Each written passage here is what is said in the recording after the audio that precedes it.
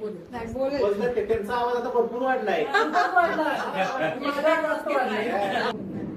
फक्त नाव सांगा तुमचं आणि काय प्रॉब्लेम होता आणि आता काय परिस्थिती आहे. डॉक्टरने काय सांगितलं होतं फक्त एवढंच सांगा, दुसरं काय नाही. मग ते सांगतील सगळं. ही आई आहे माझी.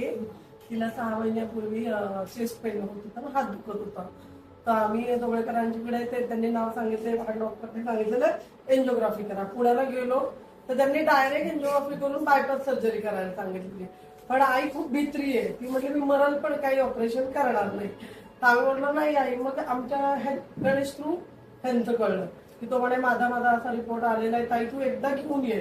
मी अशा गोष्टींवर बिलकुल विश्वास ठेवत नाही, परंतु मी म्हटलं गणेश म्हणतोय तर चला जाऊ द्या, आईला ऑपरेशन करायचंच नाहीये ना. आम्ही घेऊन आलो. तर सरांनी आधी आईचं नाडी परीक्षण वगैरे केलं. त्यांनी जी औषधं रेकमेंड केली ती आम्ही घेतली. आईला आय थिंक 15 days मध्ये थोडं बरं वाटलं. आता आई 3-4 महिने झाले तू घेते, आता 100% ओके. म्हणजे इतकी ओके आहे की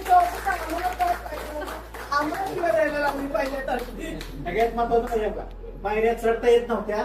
आज ही त्यांची मुलगी आहे, ती थकतात पण ते थकत. काय होतंय ही कशीच ताकद आहे, एनर्जी वाढली, पण धाप कमी झाली. बरोबर आहे.